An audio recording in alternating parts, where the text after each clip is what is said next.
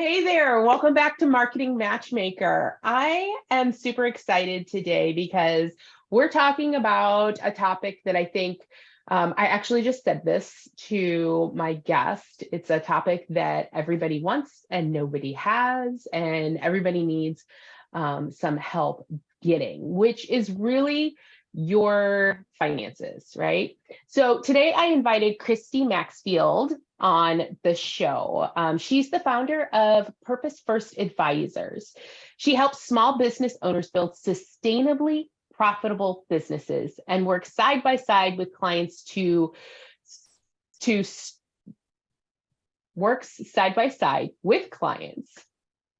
get the stress out of success, overwhelm out of opportunity, and confusion out of consistent profitability. That was a tongue twister and it shouldn't have needed to be. Thank you so much for joining me today, Christy. How are you doing? I'm doing great. Thanks for having me on. There's nothing I love to talk about more than money and people making it and living the life they love because they have it. I love that philosophy. I actually, I met Christy at a retreat a couple of months ago, and funny enough, we're from the same area. Yep. We were both in Texas at a retreat, and but your topic that you presented on at this retreat was fabulous because it was all about really how to create a profitable business, right? Retain the revenue that we get.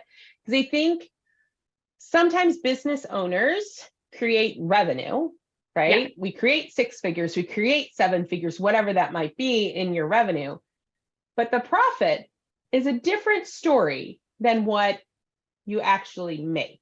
Correct. So let's dive into that first. What's the difference between profit and revenue? Okay, so you hit the nail on the head. Revenue is what you earn, right? It's what people pay you for your goods and services. And then what we have to subtract from that are all of our expenses. And the way I like to think about it, because this is how I find small business owner brains work, as opposed to MBA textbook people, is that you have to subtract all the expenses of running the business. And if you're an LLC, typically that does not include you if you're looking at it from a tax standpoint, right? So of course that money comes out of your bank account because you're paying yourself, but it's technically, according to our MBAs and our CPAs and all the other A's out there, it's not an expense to the business. So we have to look at all the expenses it takes to run the business, all the money you want to compensate yourself with, and hopefully are, the taxes, whatever obligation you might have there. I'm not a tax advisor. I will allow you to, encourage you to work with your advisor to minimize your obligations there, but we all usually have them. And then what's left over after all of that is our profit. And a lot of people think, well, I'll just pay myself out of the profit. Yes and no. Most corporate CEOs get a base salary and then things like stock options, which is the equivalent of taking a piece of the profit, right? Because they'll get distributions. Most small business owners don't pay themselves consistently, don't account for the taxes that they might owe. They might be starving their business in order to have some money to pay themselves. And they're just taking what's left over is not working for them. Right.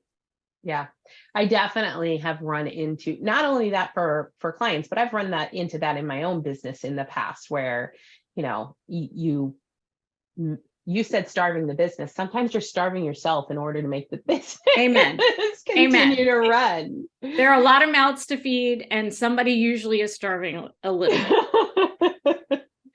So, we jumped right into the meat of this, but let's dial back a second and explain to people how you got to where you're at. Like, how did you become into this position? So I actually grew up in an entrepreneurial home. My dad ran a family florist in northern New Jersey where I grew up. And that was his full-time gig for his entire life. And when I reflect back on it now, I realize he really didn't want to work for anybody else, but he didn't necessarily want to run a business. So consequently, the business no longer exists. My siblings and I are not florists. But also my biggest memories growing up were it was really hard. We worked nights, we worked weekends, and I had probably way too much knowledge of how lean things were when they were lean. So I grew up thinking there was a much better way to make a living. And I went out and got a job after college. And it turned out that my first job ended up putting me in professional fundraising, where I stayed for 15 to 20 years until doing my first startup in 2010. So I went from not wanting to be an entrepreneur at all, having lived it firsthand, to quitting a good paying job in order to do a startup, because I really believed in a lot of parts of the overall vision.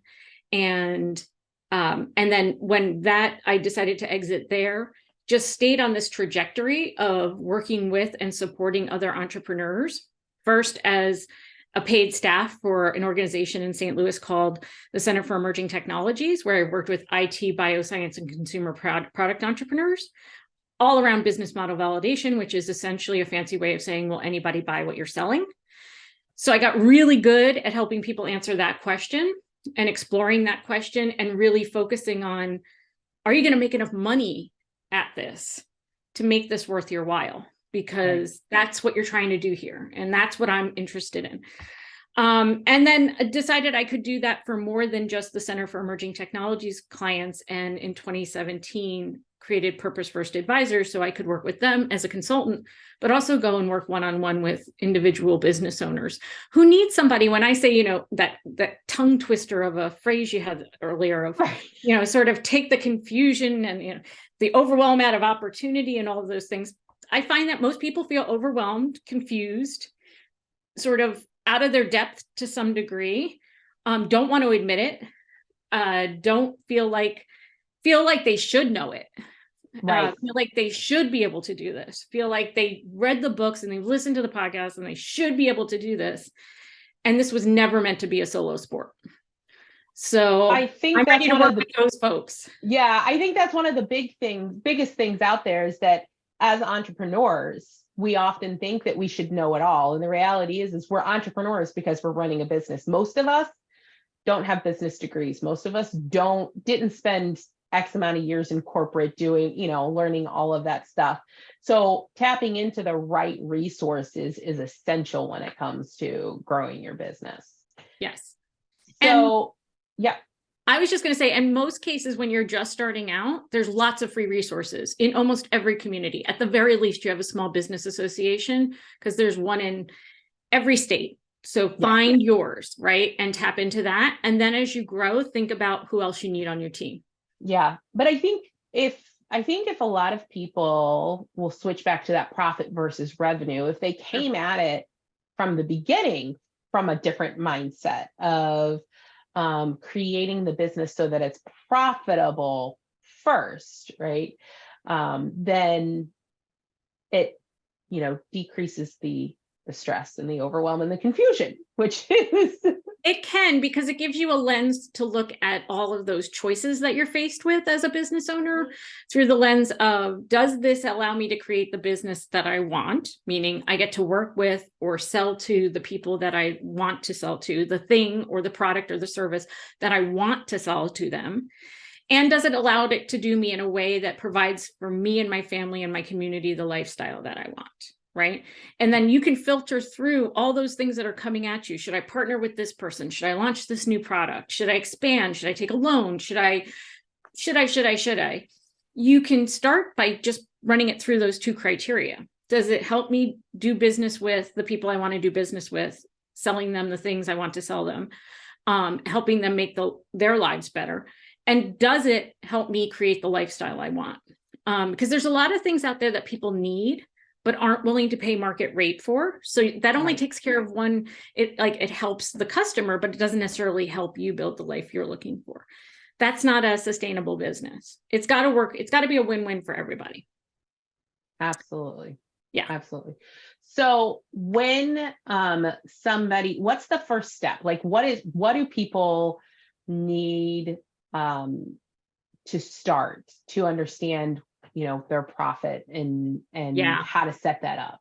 Well, and at our Texas retreat, as I like to call it, The challenge I put in front of the other attendees, and the tool that I shared with them to meet that challenge, was to really think about what they wanted their business to do for them. Because I think most people are like, well, if it makes some money, I'll be happy. Really? Are you going to just be happy if it makes some money, or are you going to be happy if it replaces your paycheck? Or are you going to be happy if it doubles your paycheck?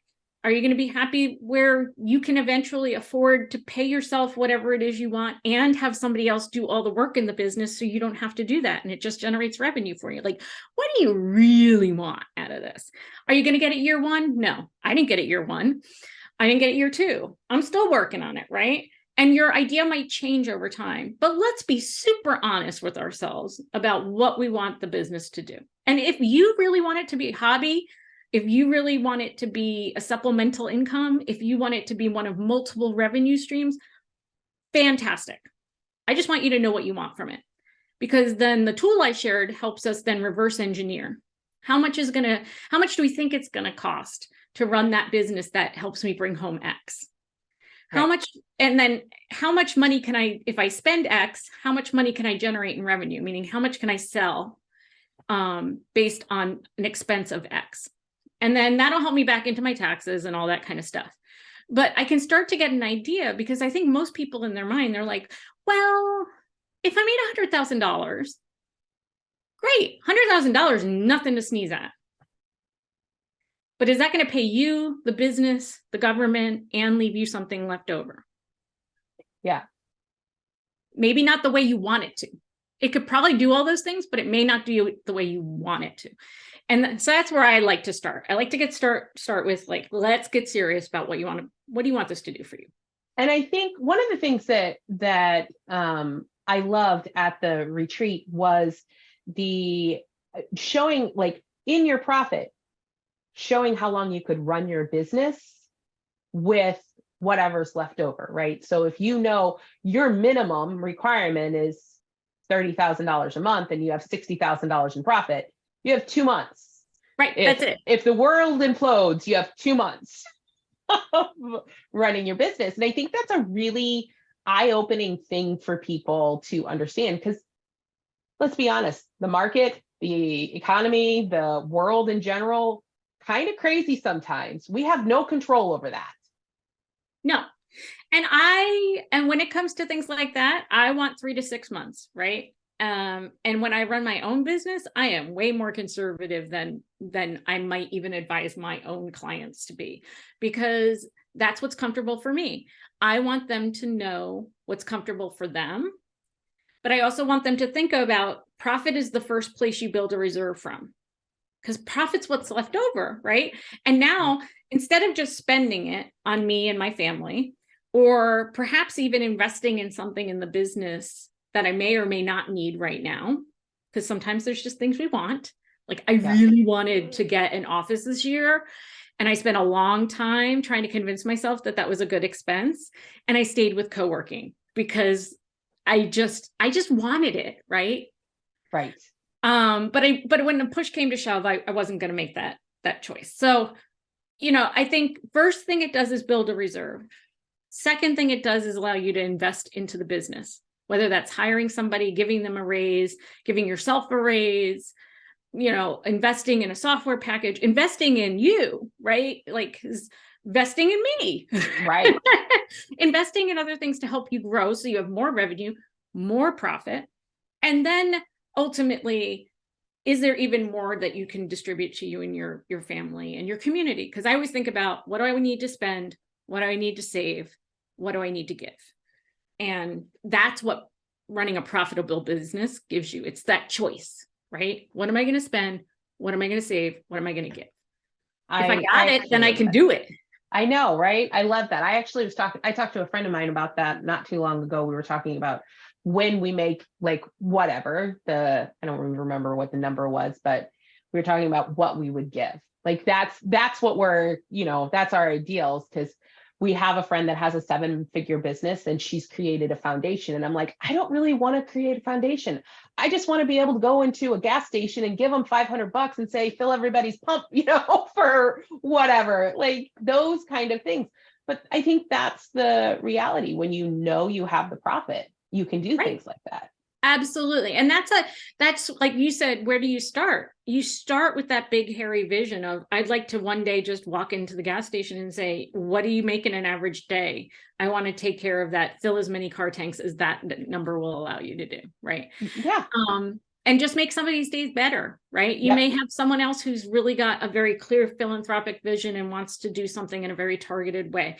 You may have somebody else who just wants to be able to give away free services. Like I have so many people who want to start with that because the need for whatever they're doing is so great. Right. And you have to take care of yourself first. It's the oxygen mask and then onto the person next to you. So let's get your oxygen mask on. Let's make sure that it's flowing. And then you can have the luxury of being able to help others. But it doesn't have to be an unattainable thing. That luxury is not unattainable. It just requires you knowing what you want and whether or not the business can do what you want it to do. Yeah. And sometimes it can't. And that's okay. And that's okay. It just gives you an opportunity to create something that can. I mean, I think people are afraid of numbers in general. Like, oh God, yes. When it comes to marketing in my space, nobody wants to look at their data. No, and that can tell you the most about it. Your P&L, your profits, all of that kind of stuff does the same, really, right? It just tells you the health of your business overall. Yeah. And the thing is that your profit and loss statement is a lagging indicator, meaning it's what happened in the past. Right. So by the time you look at it's, end of November, it'll take till middle December for you to balance your November numbers. By the time that happens, you're now a month out from the things that happened in the past. And if they're not trending the way you want them to trend, you've got like probably 3 months of that already happening before you got to that number you didn't want to see, right? So I'd much rather look at who's in the pipeline, how many clients are coming in, right? Is my marketing creating the number of leads that I know? Because I know it takes me 3 months to go from meeting somebody to signing a contract and starting to work with them, let's say. And I know, let's just pretend that I know 50% of the people I meet are going to say yes. So, if I'm trying to bring in one new client a month, I can get a pretty good idea of how many people I need to be talking to, how many have to be interested, how many have to be moving from kind of being interested to kind of saying yes and putting money, towards this effort.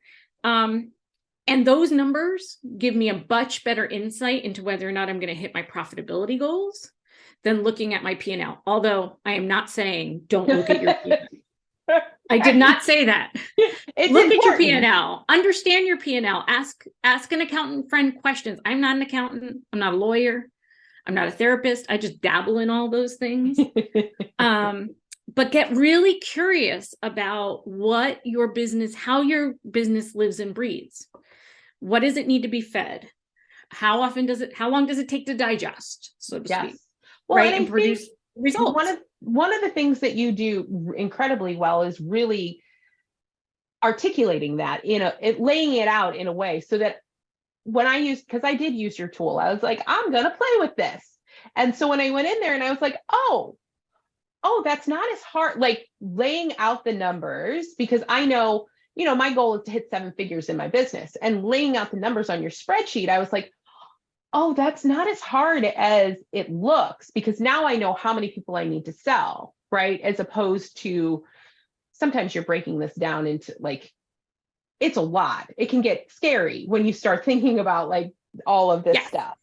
So, so I do love the tool that you supply to us at the retreat because of that, because I can just look at that and go, okay, I know exactly how many people I need to sell in order to hit the numbers I want to hit.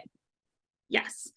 And that's where it translates into, right? Because then people are like, well, these are imaginary numbers. No, these are numbers that you then have to build a plan around. So if that's the number I want to hit, if I'm going to make up a number, if I'm at 500,000 and I want to be at 1 million, and I know how many clients that takes, what my average sale is, all those kinds of things, then I can map a plan on how I'm going to get there.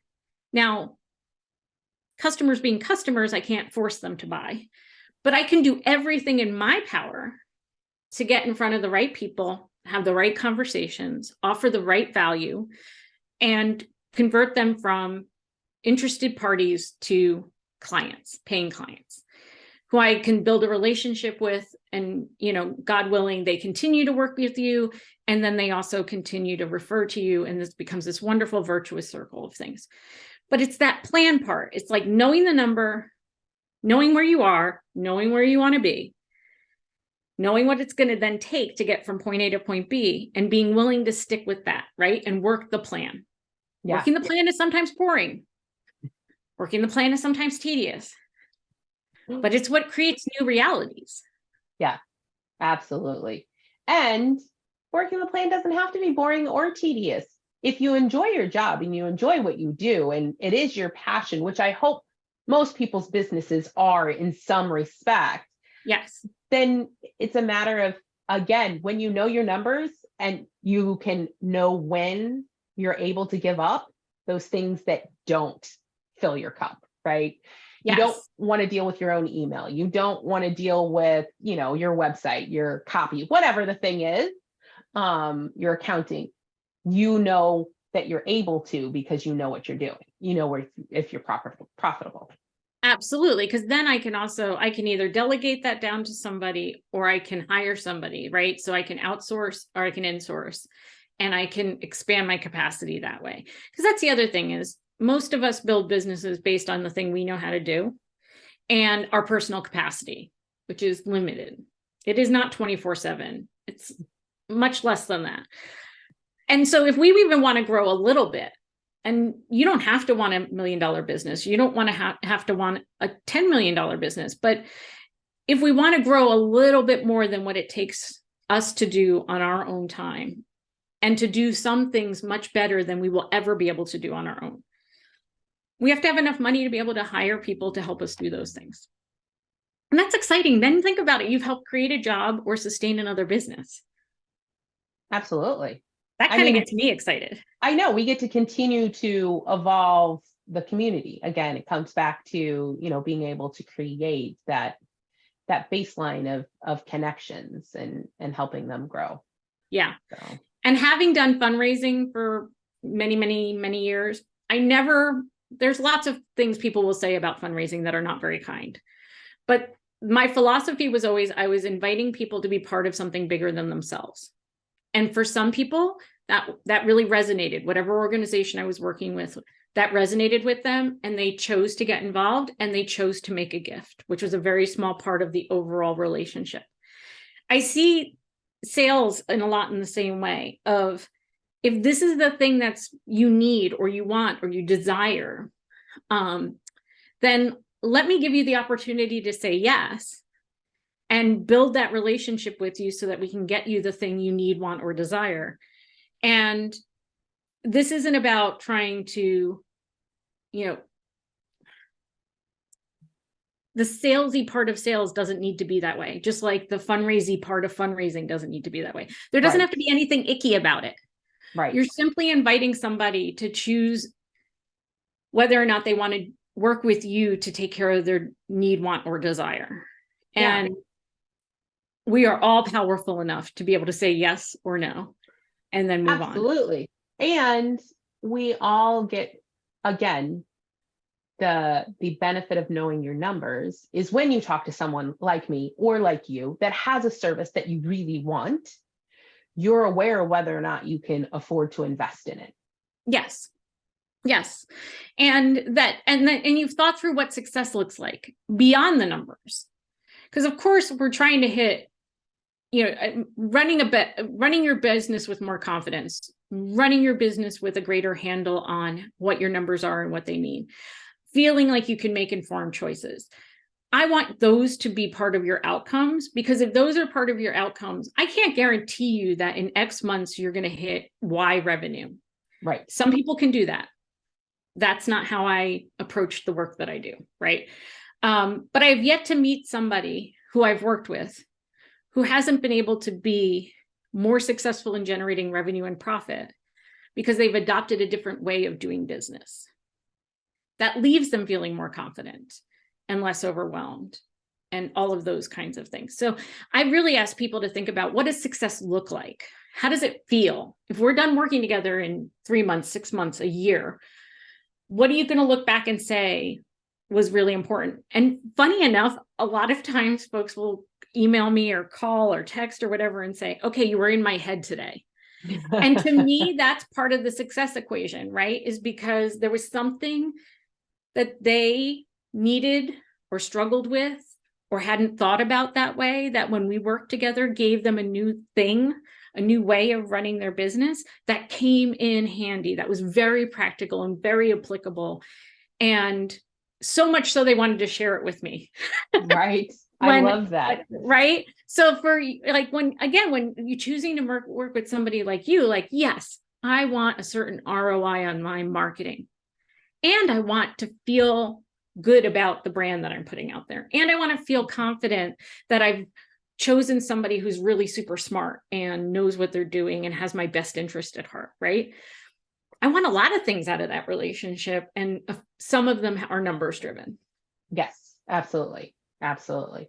So when someone comes to you, what is step one with having a conversation with you? Yeah. So generally speaking, it's, what do you want? What do you want out of the business? What's the vision? What are we trying to build together? But probably even before that, why are you reaching out to a coach? What is it about where you're at in your business that you feel like adding this resource is going to help you be successful or accelerate your success? So because I really need to know what you're thinking. What are you thinking, feeling, saying, and doing? Right? Sort of the basics of the client persona.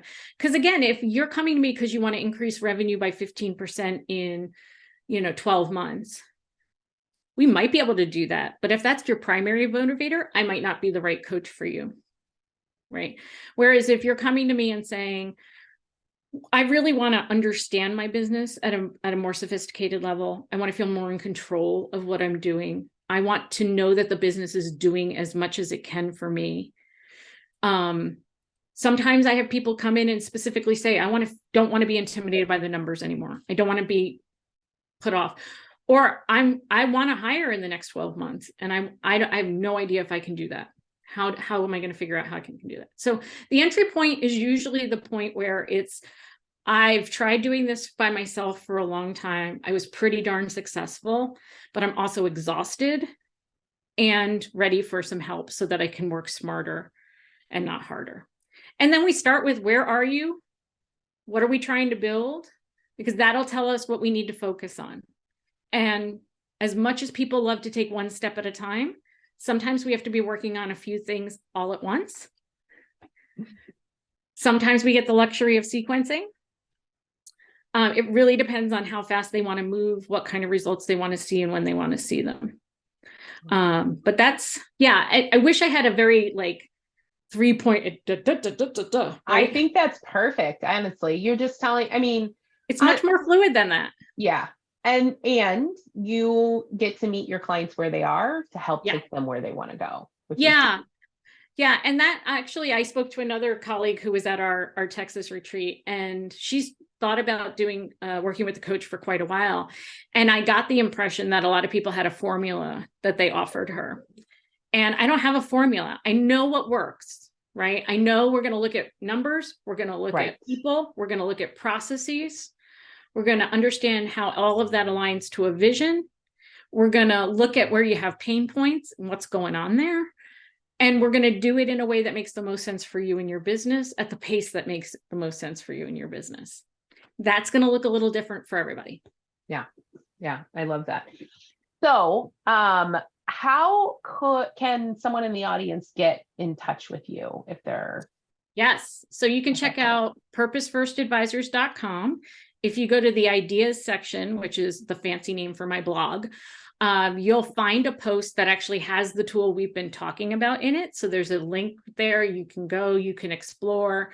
You can then also reach out if you're like, hey, that's a very nice tool, but I still Excel spreadsheets and Google Sheets and all those wonderful things scare the bejesus out of me. And I'd really love somebody to walk through it with me. I would love to have that conversation with you.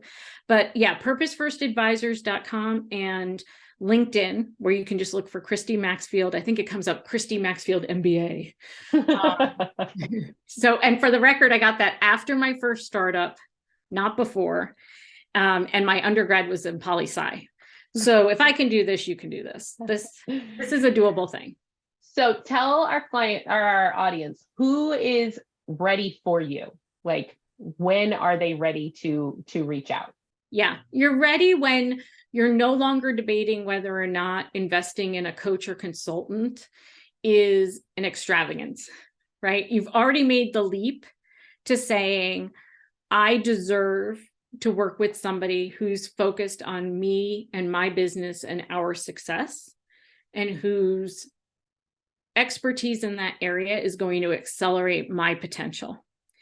Because if I have to convince you that coaches in general or consulting in general is a good thing, you're probably not ready for it, right?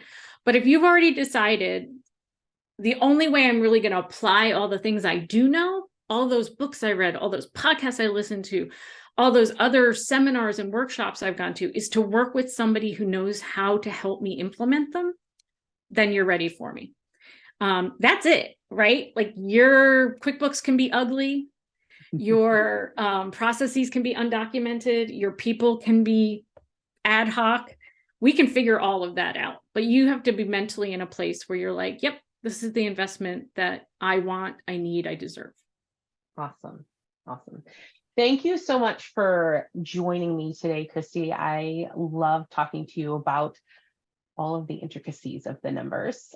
I am thrilled that you liked the tool. And if you want to talk more about that, let me know. I love that tool. It really, like, it helped me so much when I always plan my next year in October. So right after the retreat and that tool, I was like, oh, this helps so much. Plan out the next year. So I appreciate it. So I would encourage everybody, if you really want to know what your numbers are going to look like in 2023 or 2024, or whenever you listen to this podcast, the tool on Christy's site can really help you do that. And I would suggest going to download that to really just get an idea of what it looks like to really pay yourself, how much you want to pay yourself. Yes. The real number, the number you're embarrassed to say, or you feel like you shouldn't be so ambitious about, that number. That's that number. That's the number that we all want to focus on. So I wholeheartedly encourage everybody to do that. And I will have all of Christy's contact information in the show notes. So if you didn't get her website, it'll be there. You can just go to the show notes and click on that and head over to her website to get that tool. And I will see everyone next week on Marketing Matchmaker. Thank you for listening to the Marketing Matchmaker podcast. If you enjoyed this episode, I would love to hear your feedback. Please head over to Apple, iTunes, and leave a review so we can hear from you. And if you are a coach, consultant, or online course creator who are looking to grow your business, increase your income, and scale your impact, connect with me at yourmarketingmatchmaker.com. I look forward to hearing from you.